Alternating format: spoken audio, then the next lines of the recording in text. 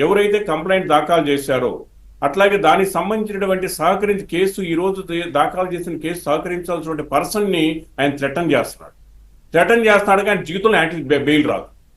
అంటే మేము ఇన్ఫ్లుయెన్స్ చేస్తాం, వ్యవస్థలు ఇన్ఫ్లుయెన్స్ చేస్తాం, వ్యవస్థలను మేము భయపెడతాం, విట్నెస్లను భయపెడతాం, కంప్లైంట్ భయపెడతాం, వాళ్ళ సంగతి తెలుస్తాం. ఇక్కడ ఉన్నటువంటి సీఎం చంద్రబాబు నాయుడు గారు కూడా మేము ఆయన అంతు చూస్తాం ఓపెన్ థ్రెటన్ ఇంత ఇంత దారుణంగా మాట్లాడిన తర్వాత అక్కడ క్లియర్ గా మాకు చట్టం ఏం చెబుతుంది? ఎప్పుడైనా బెయిల్ కోరే వ్యక్తి ఎవరిని కూడా కంప్లైంట్ కానీ విట్నెస్లు కానీ దాంట్లో ఇన్వెస్టిగేషన్ చేసే ఆఫీసర్లు కానీ దానికి సంబంధించిన డాక్యుమెంట్ కానీ దానికి సంబంధించినటువంటి ఏ వ్యక్తులను కూడా ఏ విధంగా కూడా ప్రభావితం చేయకూడదు, భయపెట్టకూడదు అని చెప్పేసి స్పష్టంగా చెప్తుంది. వాళ్ళే అర్హులు బెయిల్ తీసుకోవడానికి. అదర్వైజ్ కేసులు వేరు కదా. ఈ కేసుకు సంబంధించి కదా మొత్తం చెబుతుంది ఆయన యొక్క ఏదైనా